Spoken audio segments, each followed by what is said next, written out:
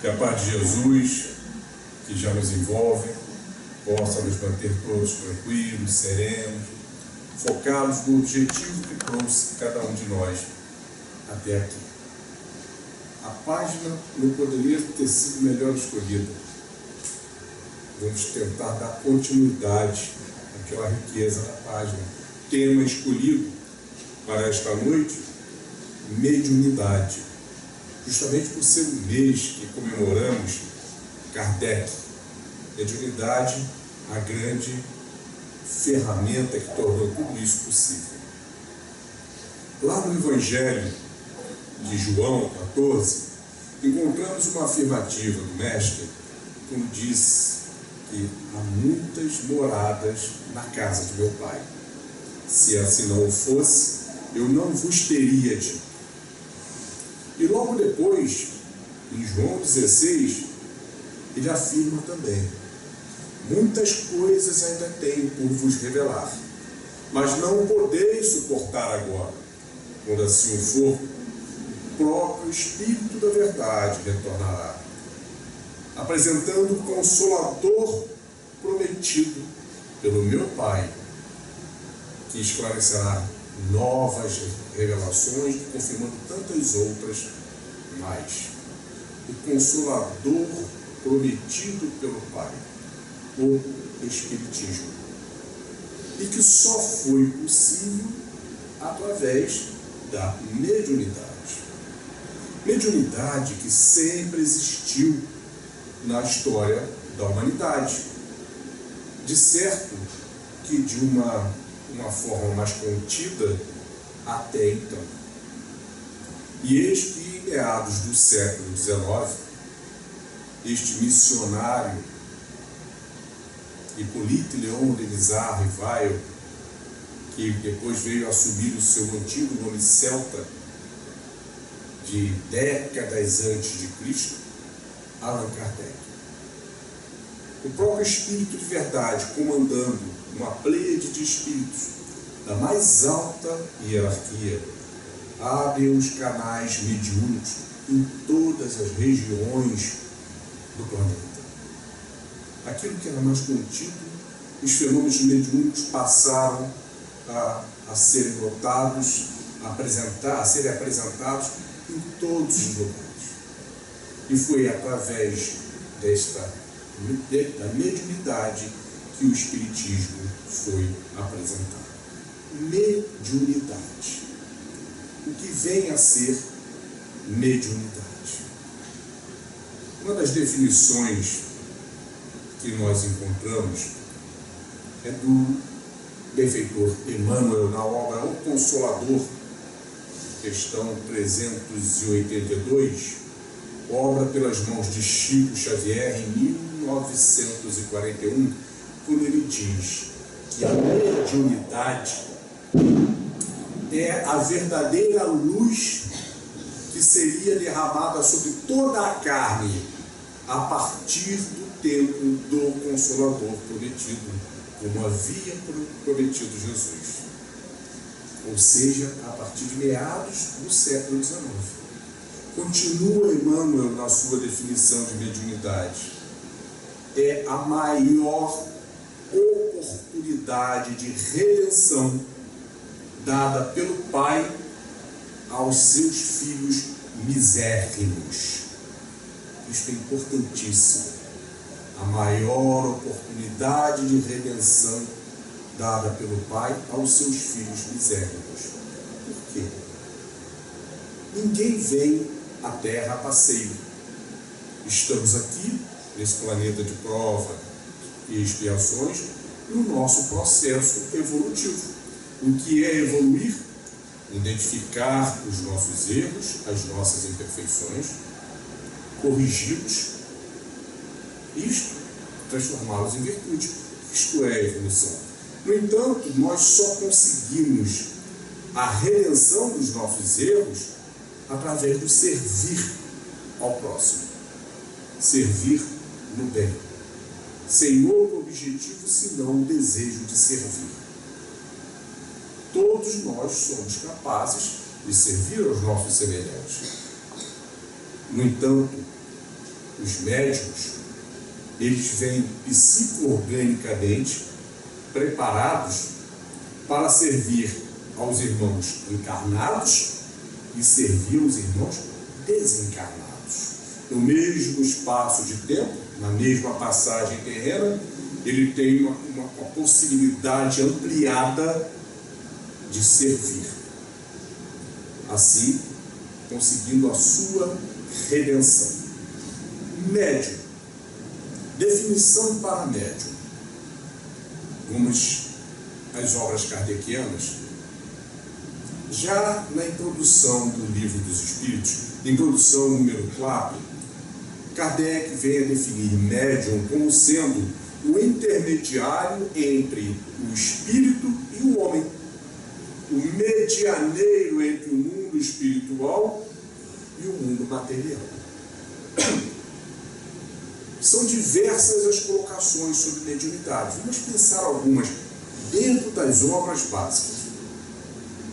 Ainda no Livro dos Espíritos, na questão 495, que é respondida em conjunto por São Luís e Santo Agostinho, eles afirmam que, uma vez que todos nós, encarnados, possuímos o nosso anjo guardião, do qual recebemos os seus conselhos, as suas instruções, via a nossa intuição, todos somos médiuns, em níveis de sensibilidade diferentes. O que vem a ser ratificado por Allan Kardec na Revista Espírita de 1860, quando ele afirma que a mediunidade abarca a toda a humanidade, uma vez que todos sofremos as influências das inteligências invisíveis, tanto para o bem quanto para o mal. Diariamente nós recebemos essas influências. Os dois mundos estão aqui em paralelo. Recebemos do bem dos nossos mentores espirituais, daqueles espíritos que nos amam, vão nos intuindo bons pensamentos, boas recomendações, mas como são comprometidos com o bem, eles respeitam uma lei divina, a lei do livre-arbítrio. Nos dão um conselho, mas jamais nos forçarão, nos induzirão ao ato. A responsabilidade da decisão há de ser nossa. O que não ocorre com os nossos irmãos de ordem inferior, não comprometidos com o bem. Ao contrário, ainda prazerosos no mal, que vêm a nos intuir os piores pensamentos e vêm tentar nos induzir ao erro, pois não tem compromisso com a manutenção do livre-arbítrio. Ainda nas obras kardecianas, no Livro dos Médiuns, lá no capítulo 14, Allan Kardec usa o termo médium atuante.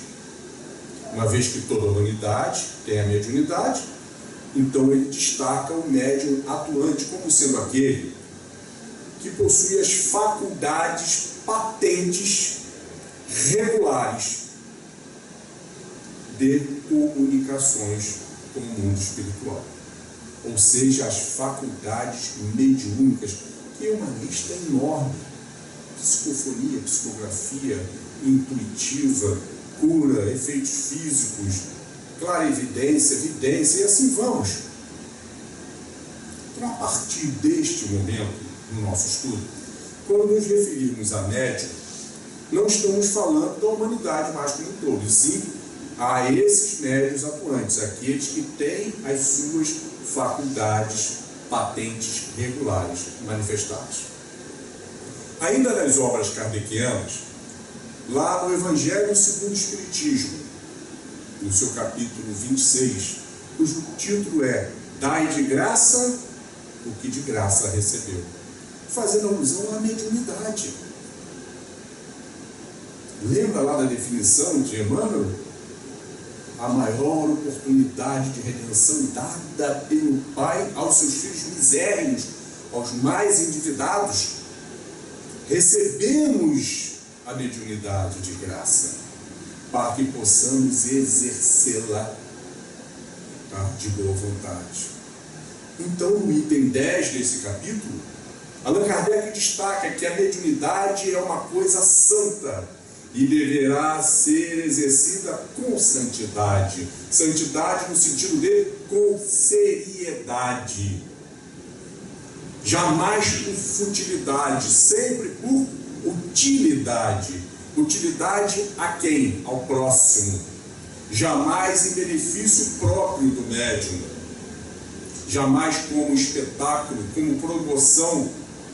Jamais sendo cobrada. E quando se fala em jamais sendo cobrada, não é só cobrar monetariamente, como a gente vê alguns médiuns que cobram para fazer suas consultas, mas existem outras formas de cobranças igualmente repudiáveis. É quando o médium utiliza da sua mediunidade e gera naquele grupo em que frequenta uma relação de influência. Desenvolve a influência e desta relação de influência ele começa a coletar benefícios próprios, seja de que maneira for. É uma cobrança. Como falamos, a mediunidade sempre existiu na história da humanidade. De uma forma mais contida, vamos a alguns exemplos. Os nomes eram outros.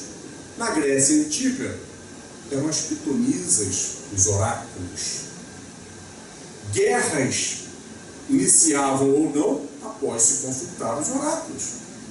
Todas as grandes decisões precisavam da consulta aos oráculos, às pitonisas, para saber se levavam em frente ou não. Nos países nórdicos, os médiuns eram chamados de xamãs. Entre os judeus, os hebreus, os profetas. Em qualquer tribo indígena do mundo existe a figura do pajé, do feiticeiro, que recebe do alto as instruções, as receitas de cura, isso e aquilo. Entre os cristãos, magos, bruxos, profetas, enfim, os nomes diversos. A mediunidade se divide em apenas dois grupos. O grupo dos missionários e o grupo dos demais. O grupo do missionário é extremamente pequeno em relação aos demais. O grupo dos missionários trabalha no campo das missões. O grupo dos demais trabalha no campo das provas, das expiações. O grupo dos missionários, os missionários têm característica primária pela humildade. Não estão nem um pouco preocupados com a notoriedade dos seus nomes ou de suas obras, e sim com os resultados das missões. São espíritos mais desenvolvidos, logo sábios, que assumem missões, retornam à Terra com missões assumidas em benefício da humanidade, seja qual for o tipo da missão assumida. Mesmo sendo sábios, por vezes se apresentam até como pessoas ignorantes, dentro daquela linha da sua missão. Vamos a alguns exemplos. Joana d'Arc, a jovem camponesa que na sua adolescência começa a ouvir as vozes dos santos. Os santos que as orientavam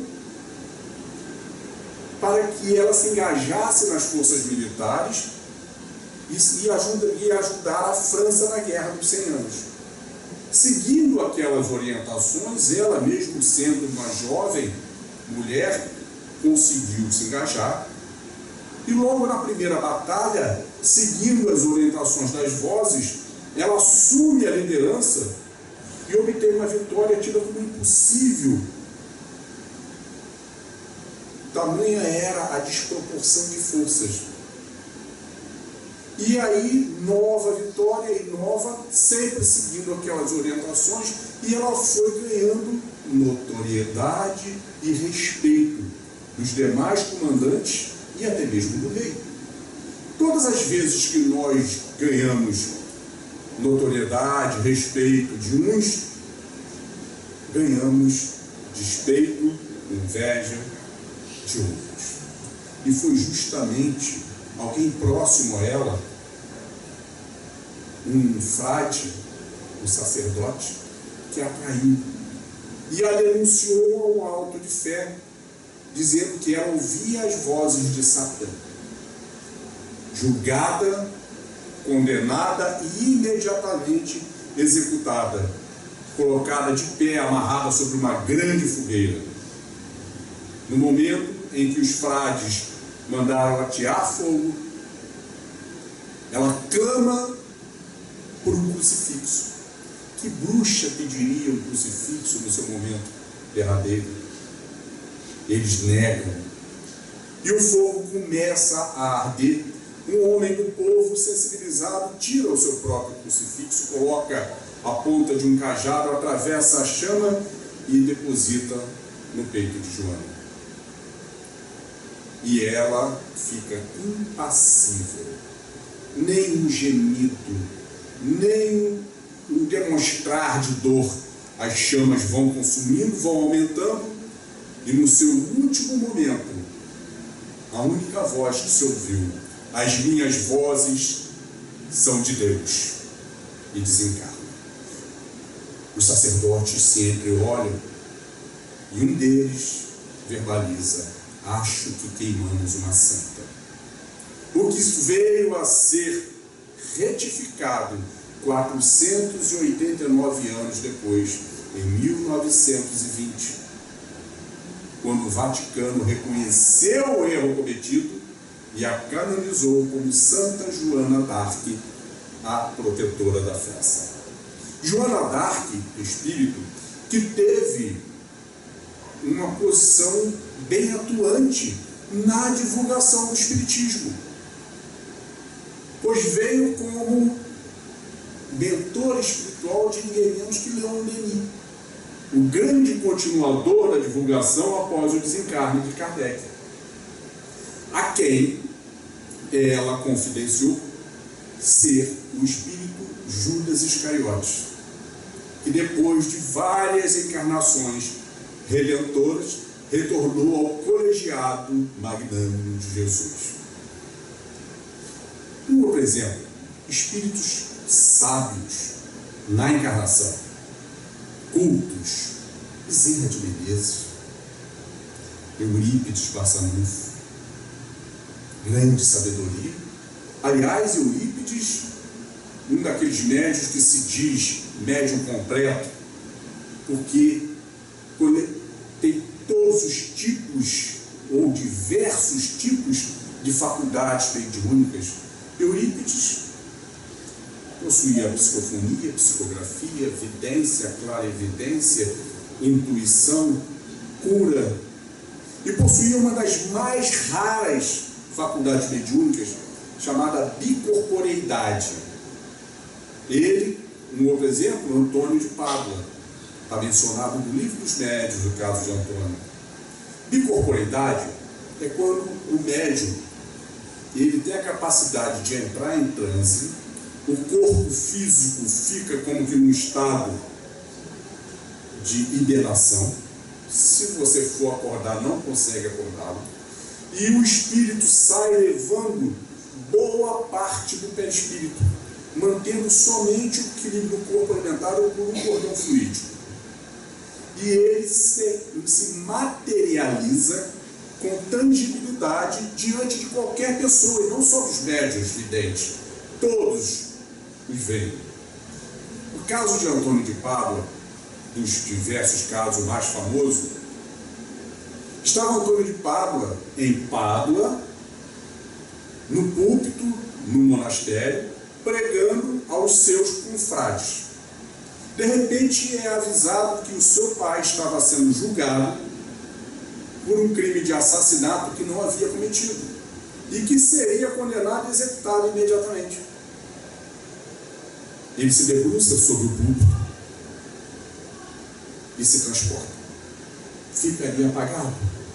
Se materializa a 2.300 quilômetros de distância, em Lisboa, na antessala da onde estava ocorrendo o julgamento, auxiliado pelo espírito da vítima, que lhe disse como, quando, onde, o porquê e por quem for assassinado.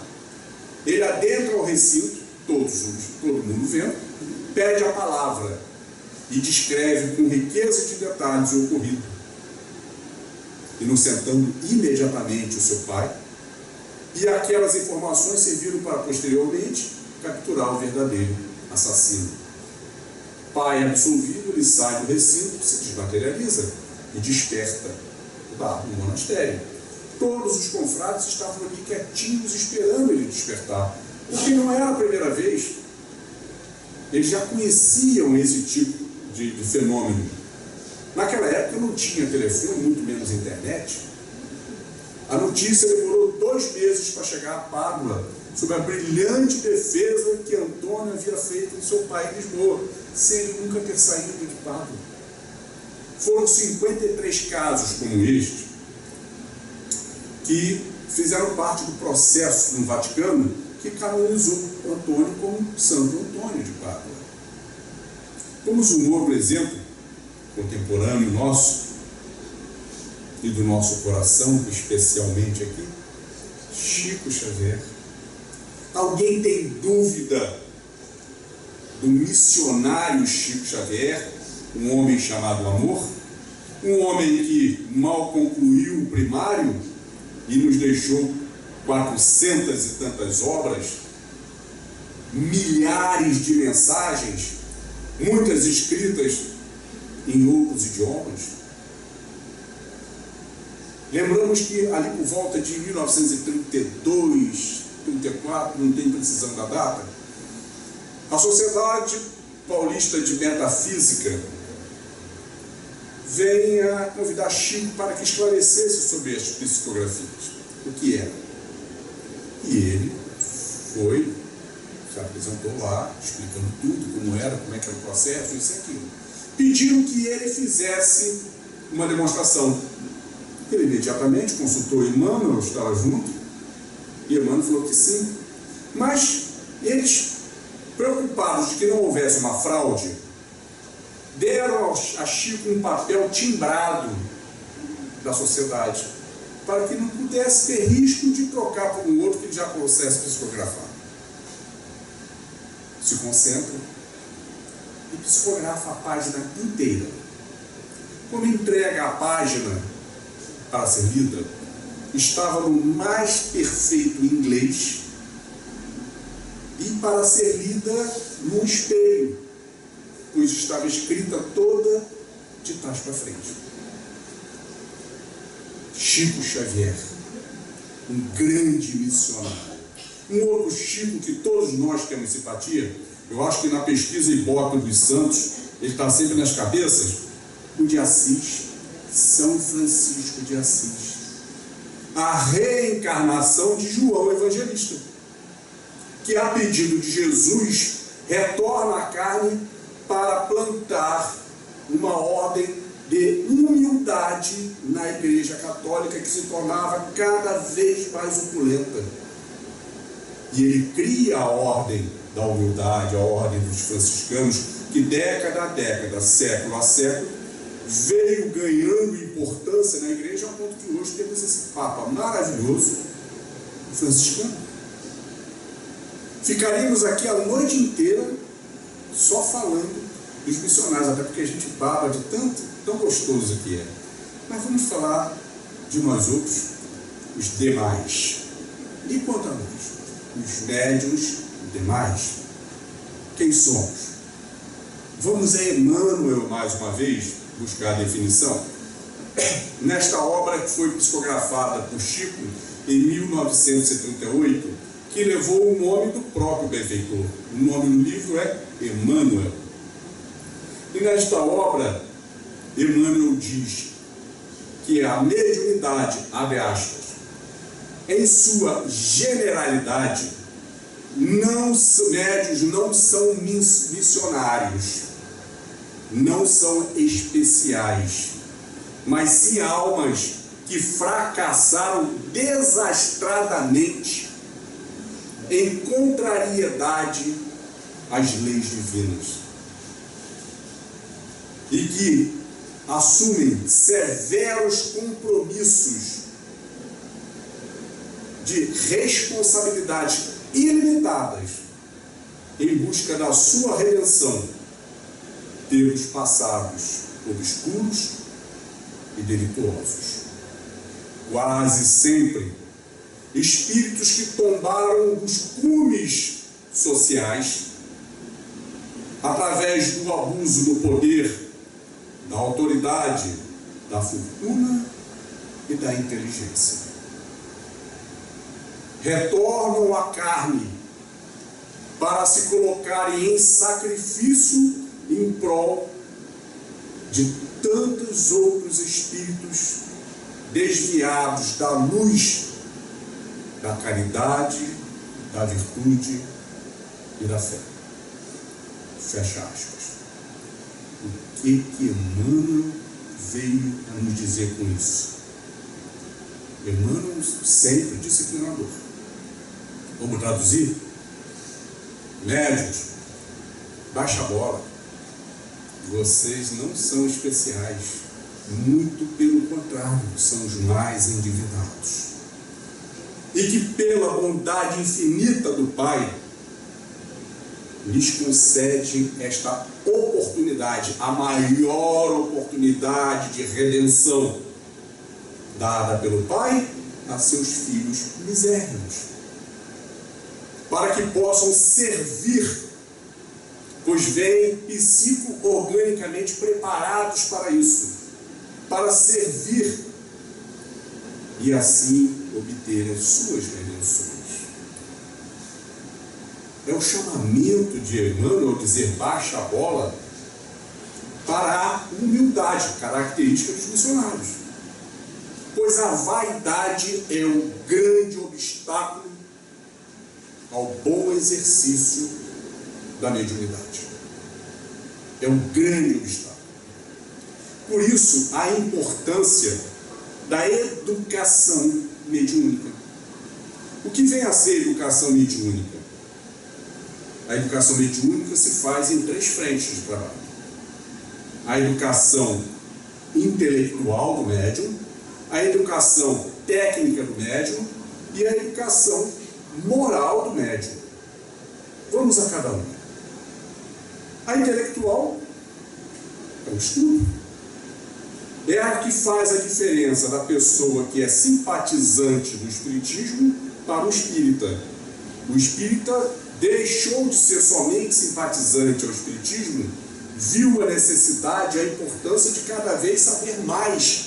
E ele passa a estar sempre estudando, sempre ampliando os seus conhecimentos.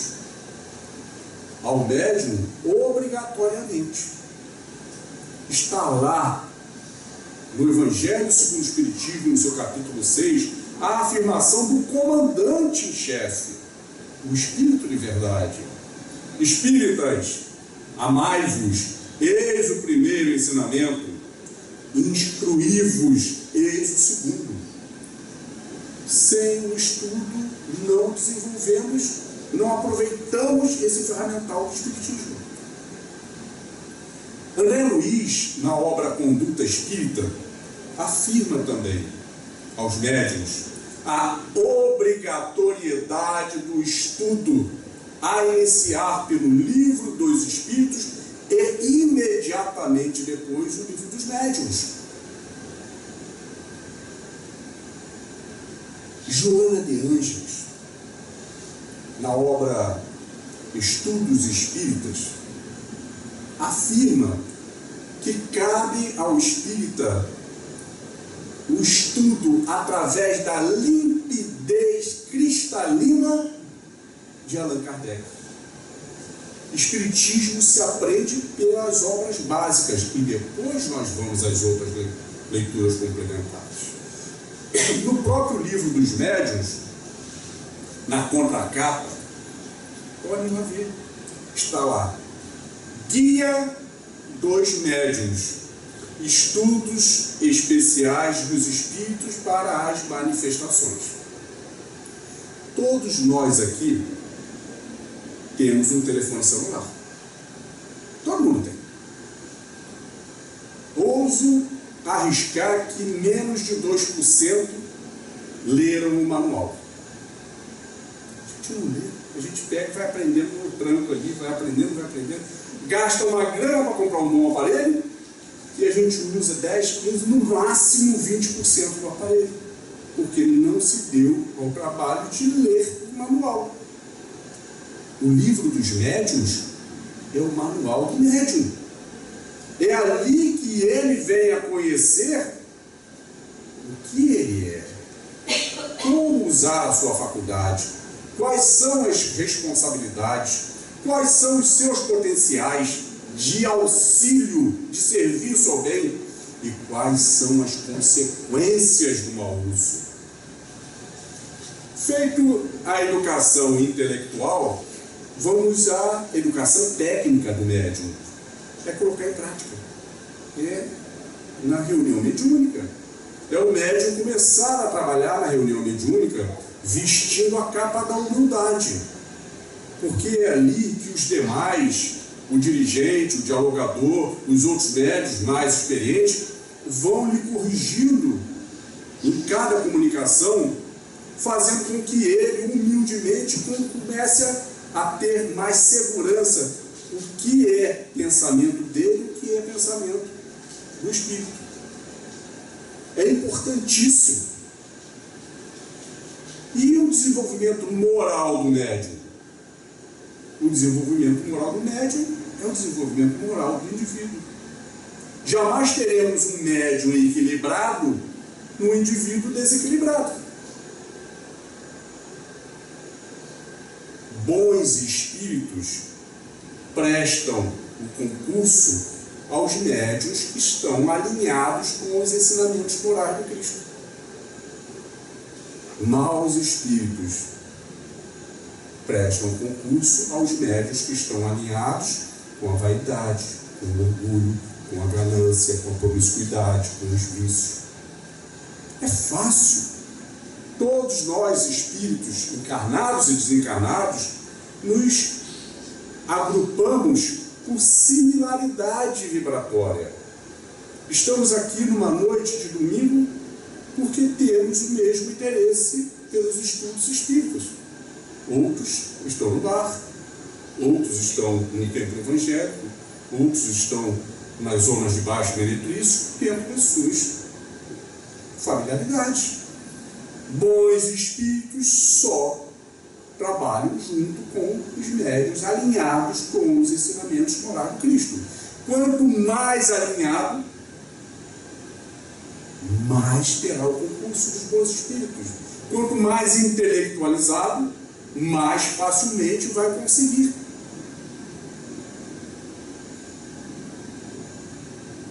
Vou fazer um exemplo aqui no mundo material.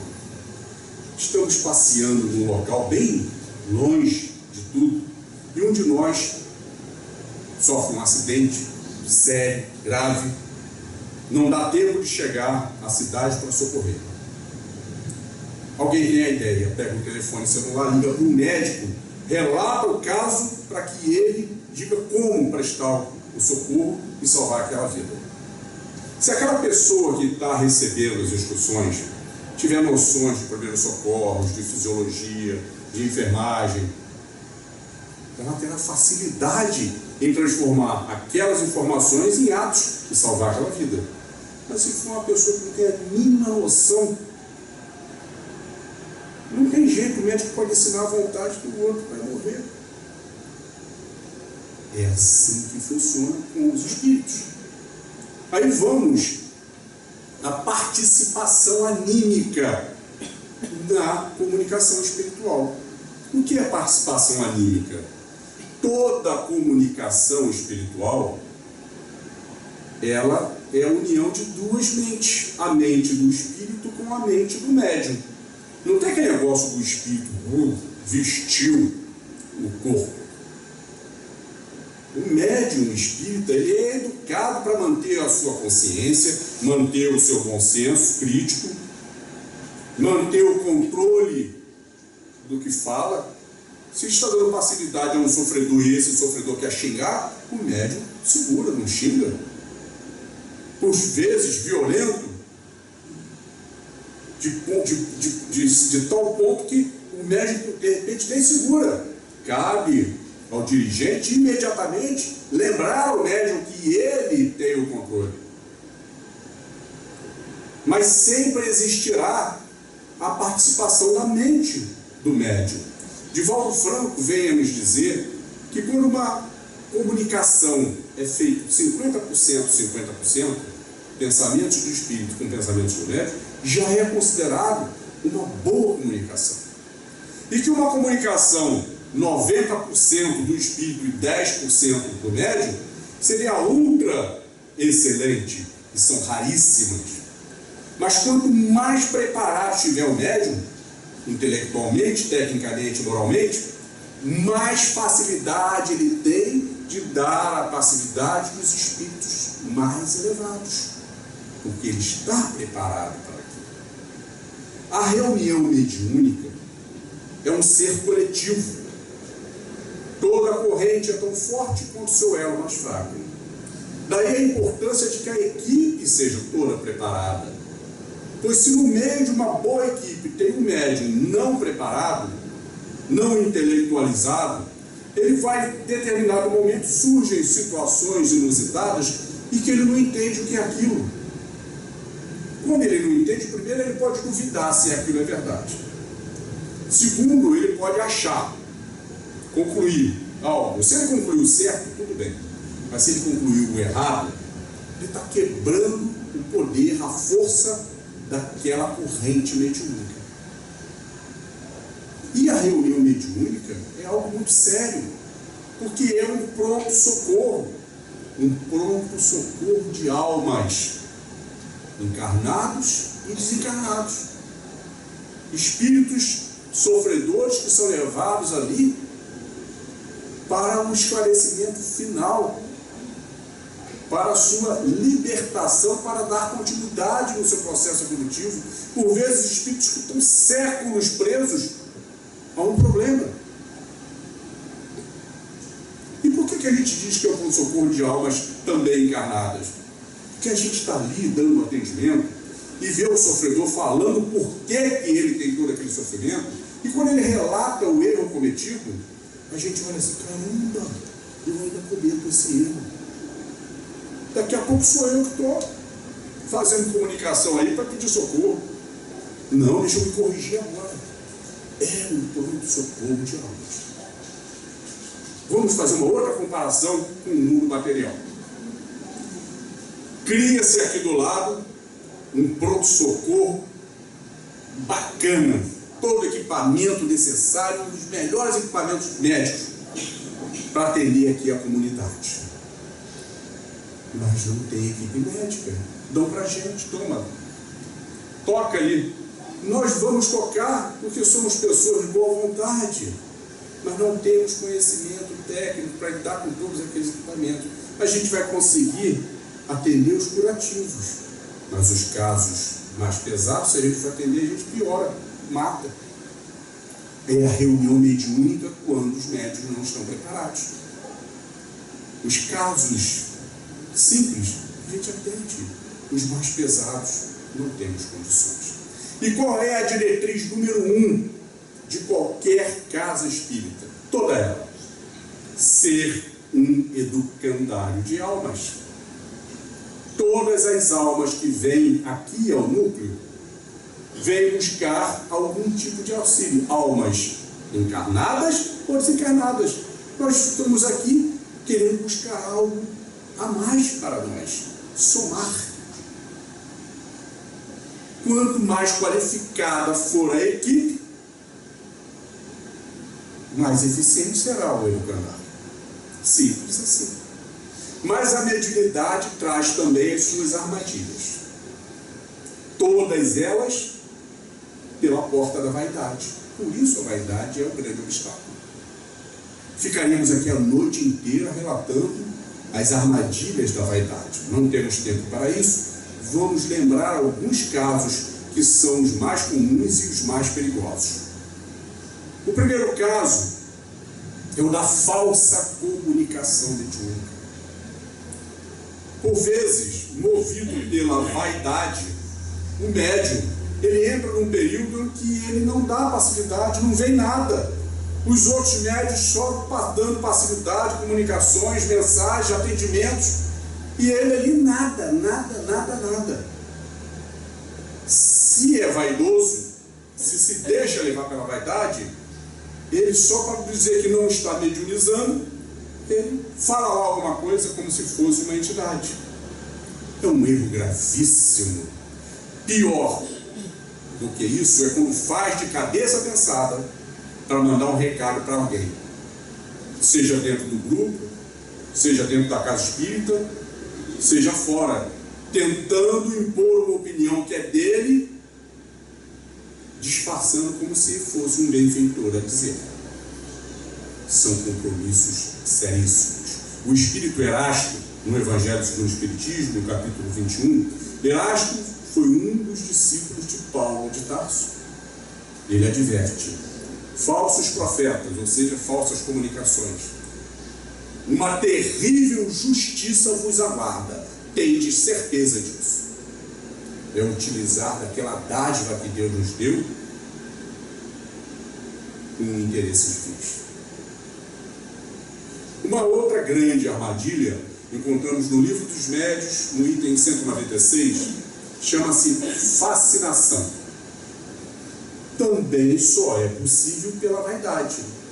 É quando um espírito enganador dá a passividade através de um médium, se fazendo passar por alguém famoso, um grande benfeitor, alguém da história. Aí o médium deixa a janela da vaidade aberta e fala assim: caramba, eu dei passividade lá para Vitor Hugo, para Bezerra, para quem for. No que ele se envaidece, ele abriu a janela. E aquele espírito percebeu. E vai repetir e repetir e repetir. E cada vez mais fascinando mais e mais aquele médium.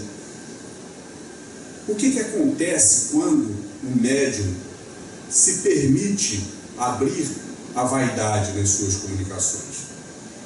Os bons espíritos se afastam. É o livre-arbítrio em ação.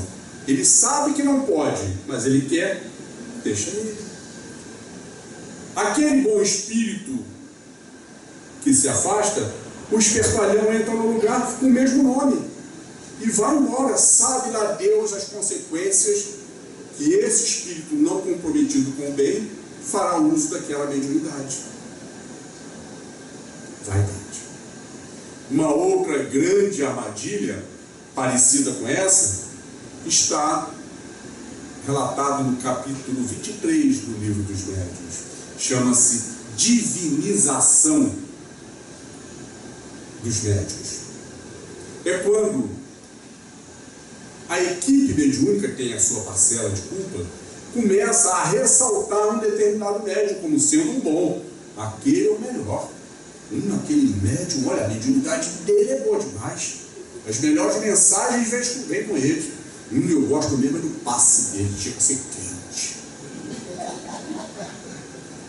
Se o médium percebe alguém elogiando, ele tem que conter imediatamente. Ele não pode deixar a janela da vaidade abrir. Mas se ele não está vigilante, ele gosta e deixa ir. E aquilo vai crescendo, vai crescendo. Cria-se a chamada dependência psíquica ao médium divino e ao seu guia.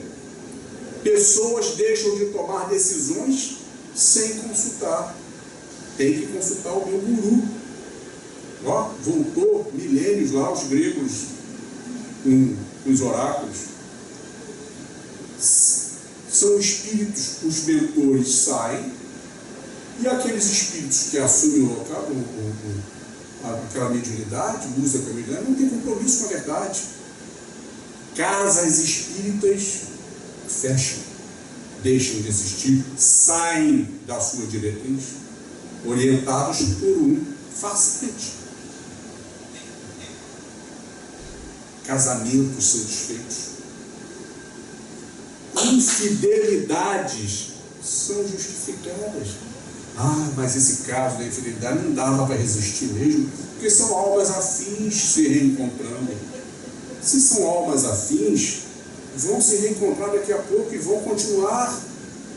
Mas aqui, nesta passagem, está com aquela missão dentro daquele núcleo familiar. Isso não existe. Sociedades são desfeitas, seguindo conselhos dos pseudos gurus. Quem não lembra da tragédia ocorrida em 18 de novembro de 1978, nas Guianas, quando 912 pessoas cometeram suicídio coletivo, seguindo as instruções do médium divinizado, o pastor Jim Jones. Ah, mas ele era pastor. Era um médium divinizado. É um verdadeiro perigo. Allan Kardec, no capítulo 20 do Livro dos Médiuns, vem a perguntar, então, qual o médium mais perfeito? E os espíritos respondem: bem sabes que a perfeição não existe na Terra, pois perfeito seria aquele que espírito algum sequer tentasse enganar. E isso não existe. Chico Xavier. Alguém tem dúvida da qualidade do médium Chico Xavier? No entanto, ele fora enganado durante algum tempo por um espírito enganador, que se fez passar por um benfeitor. Até que em determinado momento eles tropeçam. É uma palavra mal colocada, é um sentimento de rancor, de mágoa ou de vingança aconselhado. Chico percebeu que era um enganador e desmascarou a entidade. Ela deu uma gargalhada por ter conseguido enganar o grande médium Chico Xavier. E se foi-se. Chico foi tomar satisfação com Emmanuel. Emmanuel, você é o meu guia, meu protetor. Você viu que eu estava sendo enganado e não me avisou? Emmanuel não perdia a chance de disciplinar e diz: isso é para que você redobre na humildade e perceba que não é infalível. Se serve para Chico, imagine para nós. É muito comum médiuns das reuniões mediúnicas que só dão passividade a espíritos sofredores. Não dá uma passividade de um benfeitor, uma mensagem, um algo, só sofredor. E o médium fica relativamente frustrado, porque os outros recebem mensagens bonitas e eu só vejo sofrimento, sofrimento, sofrimento. Não há motivo algum para isso. O telefone não toca daqui para lá, e sim de lá para cá. Médium nenhum, nunca, jamais, em tempo algum, poderá afirmar: vem aqui amanhã que eu vou dar passividade para fulano de tal. Não, ele não sabe. Na reunião mediúnica, quem faz as escolhas é a direção espiritual. É eles que vão determinando. As conexões, por vezes, são feitas dias antes. Assim, aos piores enfermos, os tratamentos mais fortes, os melhores remédios. Se a equipe espiritual está dirigindo àquele médium somente sofredores, é porque tem capacidade de prestar o serviço a Ele. Estará sendo bom para os sofredores e sendo bom para Ele. É o tratamento de todos. Isso é tão importante. Quando Chico estava inaugurando o Centro Espírita Luiz Gonzaga, 1927, Emmanuel convida São Luís para que viesse a ser mentor da casa. E São Luís aceita com uma condição: que a mediunidade do médium Chico Xavier fosse utilizada 70% para atendimento dos sofredores e somente 30% na produção das obras. Se ele fez o que fez com 30%, imagina quantas almas foram beneficiadas com os 70% restantes de Chico Xavier. Finalizamos lembrando 3 frases para que fiquem para as nossas reflexões. A primeira é de Allan Kardec, quando diz: os maiores inimigos da doutrina espírita estão entre os seus seguidores, inábeis, incultos, que disseminam inverdades sobre ela. Porque quando nós não estudamos, nós acabamos falando para as outras pessoas coisas que achamos. Se achamos certo, muito bem. Mas se achamos errado, estamos deturpando esta doutrina tão importante. As outras 2 do Mestre Jesus. Felizes aqueles que trabalham no campo do Senhor, sem interesse próprio, mas com foco na caridade, mediunidade. Fazei brilhar a vossa luz enquanto ainda é dia. Vamos traduzir isso? Ainda é dia enquanto estamos na carne.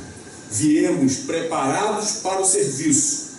Façamos uso disso, para que possamos fazer brilhar a nossa luz, para quando os nossos olhos físicos se fecharem.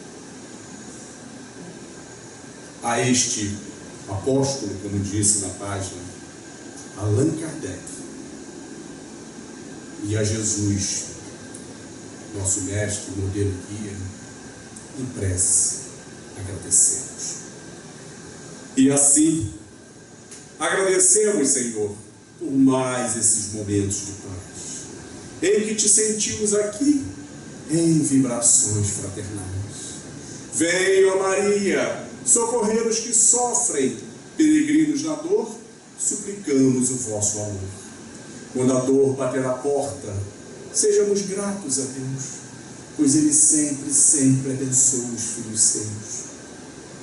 Quanta luz neste ambiente, descendo sobre nós, vibrando em nossas mentes. Senhor Jesus, ainda somos tão crianças necessitadas de luz. Suplicamos o celestial amparo para nos livrar do mal.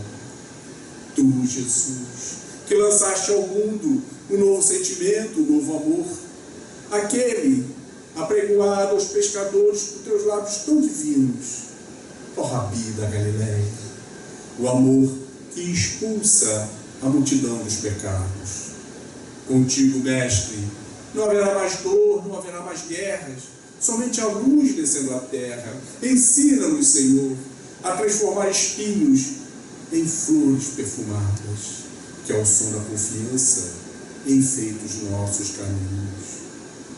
Vem guiar os peregrinos nos mistérios do destino, afastando a escuridão.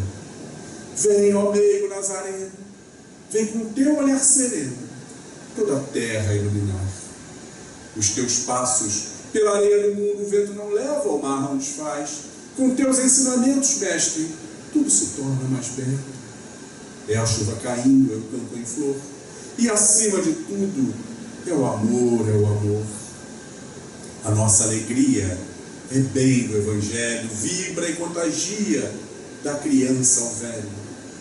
o Senhor nos convida a ninguém julgar, porque nesta vida qualquer um pode errar. Ó Mestre, fazei com que eu busque mais consolar que ser consolado, pois fica sempre um pouco de perfume nas mãos que oferecem rosas. O Senhor nos ensinou a caridade, luz, bondade, amor, verdade e fé. Nosso grande tesouro é a água viva, é o pão que sacia, é este amor que vem de Ti, ó Jesus. Abriremos sempre os nossos corações, vencendo as nossas indecisões, ouvindo a Tua voz, Senhor, que pelas estradas da vida nos conduz ao bem, na alegria ou na dor.